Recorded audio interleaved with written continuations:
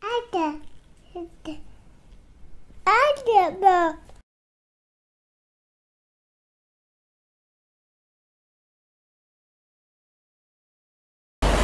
here at the Mums Say No to GMO protest, and I'm going to talk to some of the mums about what they're doing here. Lorna, why are you here today? Everything I know about this issue, everything I've heard and everything I've read up about suggests to me that it's bad for health, it's bad for the environment, it's bad for world farming, and at the very least I would like to be able to have the choice to buy GMO food. Sally, you're the person that has organised this campaign today. What's it all about?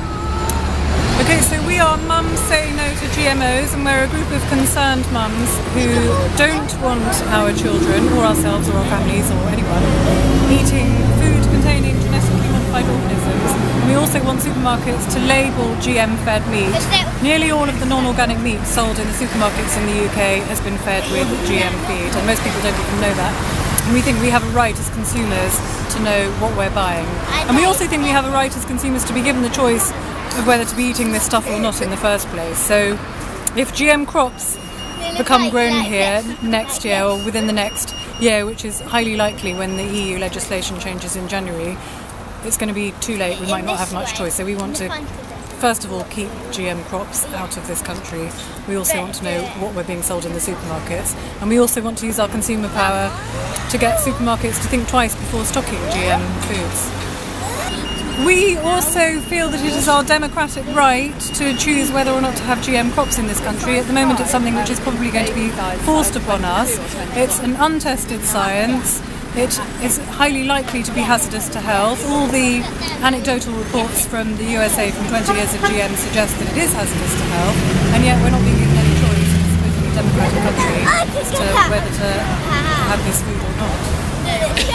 What people can do, one of the most important things people can do is educate themselves, read up about GM foods and the studies that have been done so far on animals that are fed GM, read up about the pesticide use and what happens when people ingest corn containing meat toxin. People who are pro-GM very often haven't really done their reading, they haven't read up on the science, they haven't really looked into the real repercussions of GM foods, and they haven't looked at the real effects on farmers and what a lot of farmers are saying about this. So one of our best weapons is to stop being ignorant about it. Our ignorance is a friend to the GM companies. They know that if we don't know what's happening, then we, if we're confused about it, then we're going to become complacent about it. One thing you can do is go on gmfreemeat.org and download one of these, or if you have an iPad you can just get the image of it up on your iPad and write your name and put your postcode on the back and put it up on the GM Free website. We want to get 100,000 of these up to show our protest, hopefully more, and please spread the word. Another thing you can do is write to your supermarkets asking them to label GM fed meat so you know when you're buying it.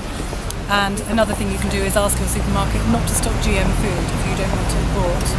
Becky, why are you here? I'm here because I've recently understood the effect that GMO can have on us as a world and as a society, and I'm here as a voice.